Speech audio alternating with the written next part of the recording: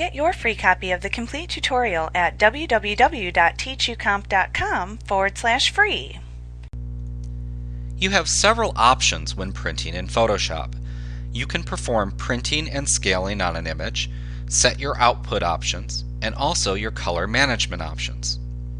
Select File and Print from the menu bar in versions CS5, CS4, and CS3 to launch the Print dialog box, where you'll see the various options available. In versions prior to CS3, these options are available using the Print with Preview option by selecting File and then Print with Preview from the menu bar. First, you can select your printer using the drop-down right up here at the top. You can also change the number of copies by entering a value in that text box. Or you can click the Print Settings to change your printer options. Give that a click. So, for example, you can change the paper, the print quality, other options.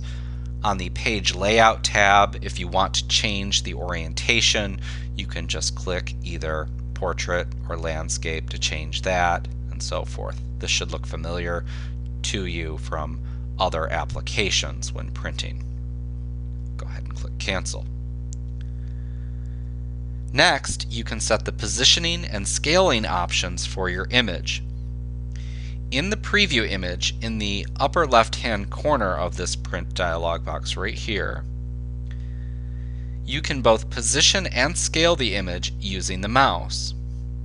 If you want to set the placement of the image file in the paper, make sure that the Center Image checkbox is unchecked over in the Position section. Otherwise, you won't be able to move it. You can then click and drag on the image in the preview window to set the placement of the image on the page. Now, you could also use the top and left text boxes in the Position section to set the placement of the top and left edges of the image by hand over here. And of course, if you do want the image to print in the exact center of the page, then check the Center Image checkbox.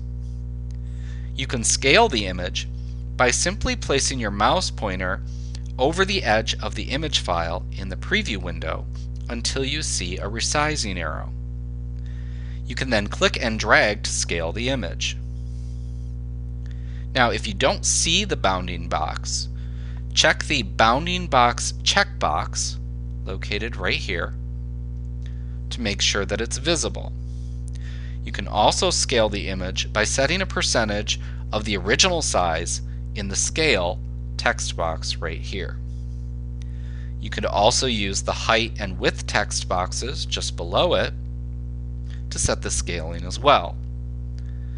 If you click the Scale to Fit Media checkbox right here, the image will scale itself to fit the available page. In the upper right corner of the dialog box, use the drop-down to select Output. And that will change the advanced print options. Under Printing Marks, right here, you can print calibration bars and registration marks around the image by checking either of those text boxes. So these are used for aligning color separations. You can check the Corner Crop Marks checkbox just below it right here to print crop marks where the page is to be trimmed at the corners. Or you can click Center Crop Marks to print crop marks at the center of each image edge. Checking the Description checkbox below that allows you to print any caption entered into the File Info dialog box. Checking the Labels checkbox just below that prints the file name above the image. You can also check the Emulsion Down checkbox right below that to make type readable when printing on film with the photosensitive layer facing away from you.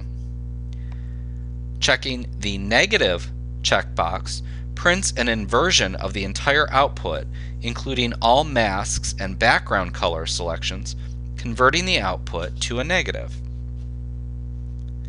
In the Functions section down here, you can first click the Background button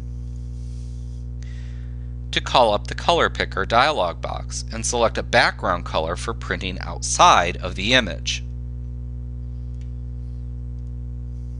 Like that. You can click the Border button to the right of that to print a black border around the image. In the dialog box that appears, you simply type a number and select a measurement unit using the drop-down. You can click the Bleed button right here to print crop marks inside rather than outside of the image. You can use this to trim the image within the graphic. You have to type a number and set the unit of measurement to specify the width of the bleed if you do that. Now, a lot of commercial printers will require a bleed in order to do that. If you're using a printer capable of interpolation, you can check the interpolation checkbox to automatically resample a low-resolution image up while printing. Interpolation is a process where the software adds pixels to an image based on the color values of the surrounding pixels. Interpolation is used when an image is upsampled to increase its resolution.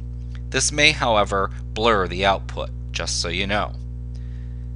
Now, if you had checked the calibration bars checkbox up here, it prints an 11-step grayscale in transition of 10% increments from 0% to 100%.